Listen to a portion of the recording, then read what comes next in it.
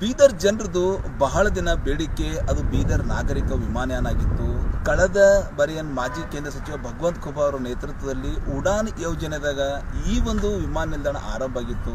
ಆದರೆ ಈಗ 1.5 ವರ್ಷ ಆಯಿತು. ಟೋಟಲಿ ಬೀದರ್ ನಾಗರಿಕ ವಿಮಾನಯಾನ ಏನದಂದ್ರೆ ವಿಮಾನ ಹಾರೋದು ಬಂದಾಗ್ಯದ.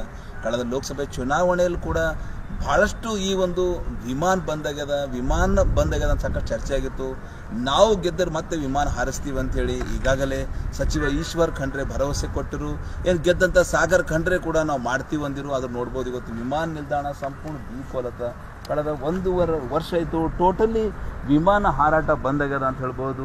ಬೀದರಿಂದ ಬೆಂಗಳೂರಿಂದ ಬೀದರ್ಗೆ ಏನು ವಿಮಾನ ಹಾರ್ತಿತ್ತು, ನಿಜಕ್ಕೂ ಇವತ್ತೇನು ವಿಮಾನ ಹಾರಾಟ ಸ್ಥಗಿತಗೊಂಡ ಹಿನ್ನೆಲೆಯಲ್ಲಿ ಸಾಕಷ್ಟು ವಿಶೇಷವಾಗಿ ಬೀದರಿನ ಗಡಿ ಜಿಲ್ಲೆ ಬರ್ತದೆ.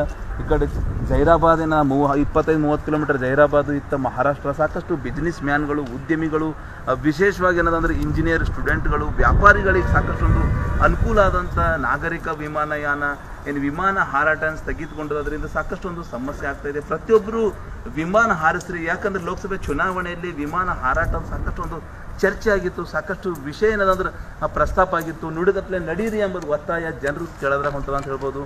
ನೋಡ್ಬೋದು ನೀವು ಸಂಪೂರ್ಣ ವಿಮಾನ ನಿಲ್ದಾಣ ಬೀಕೋ ಎನ್ನುತ್ತಾ ಇದೆ. ಕಳೆದ 1.5 ವರ್ಷದಿಂದ ಟೋಟಲಿ ವಿಮಾನ ಹಾರಾಟ ಸ್ಥಗಿತಗೊಂಡದ. ಹೀಗಾಗಿ